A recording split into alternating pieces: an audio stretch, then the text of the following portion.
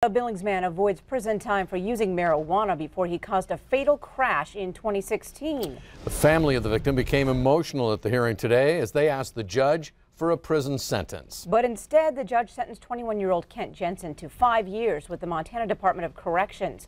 Jensen rolled through a stop sign, crashing into motorcyclist Joshua Fry at the intersection of Wise Lane and Frontage Road.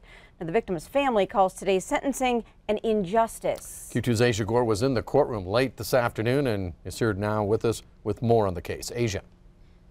Jane Janelle, the family of Joshua Fry says today's sentencing is just the latest example of Montana judges slapping impaired drivers on the wrist.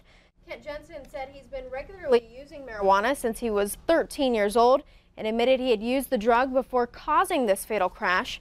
At the scene, Jensen submitted to a blood test which revealed a level of THC intoxication 4 times the standard allowed in Montana.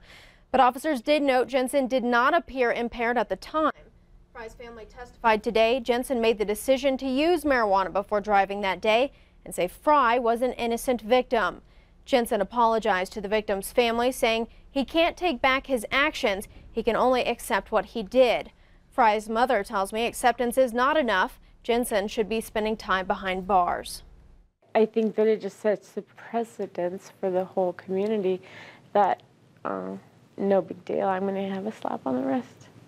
And not that I wanted him to have to spend years of his life in prison, but I think there are consequences. I've known people who will go and shoot a dog who are thrown right in jail.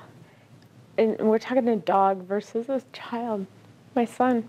And I think this was very unjust. Fry's mother tells me she does agree with one part of the sentence. Jensen was ordered by the judge to speak to students at every Billings middle school and high school about the dangers and consequences of driving while impaired. Jane Janelle. All right, thanks so much, Asia.